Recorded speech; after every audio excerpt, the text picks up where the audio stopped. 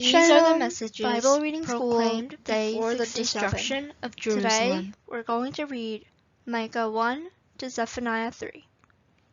Day point. Micah is a prophecy about the gospel of humility, Nahum the gospel of comfort, Habakkuk the gospel of the righteous, and Zephaniah the gospel of the judgment.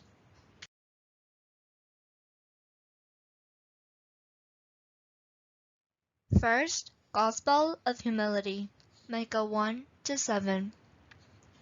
The book of Micah speaks to the people who have forgotten God's grace and worship idols, following the customs of the world. It reminds them of the grace that set them free from slavery in Egypt through the Passover lamb. Deceived by Balaam, they worshipped idols and committed sexual sins, but God led them to the promised land. The way to repay this great grace is to humbly deny ourselves, take the yoke of his cross, and walk with God. Second, Gospel of Comfort, Nahum 1 to 3. The beautiful news in the book of Nahum is the news of the destruction of wicked Assyria, and for us today is the Gospel of Comfort, that Jesus Christ breaks Satan's yoke of bondage and delivers us from the power of sin and death.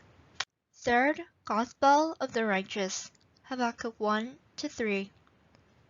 The days of the prophet Habakkuk were historically on the verge of the destruction of Jerusalem, which was full of sin and spiritually nearing the end of the wicked, corrupt, and profane world.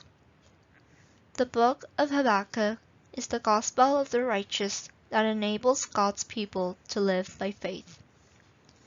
Fourth, Gospel of Judgment, Zephaniah 1 to 3. The conclusion of the book of Zephaniah is the grace of God, which hides his people on the day of the Lord's judgment, quietly loves them, and rejoices over them. God's justice judges the wicked and purifies the righteous. Before the wrath comes, the day of Lord's anger, it preaches the gospel of judgment to bring his people to repentance. They are saved by the grace that hides them on the day of wrath. Today's mission: write down the 12 books of the minor prophets.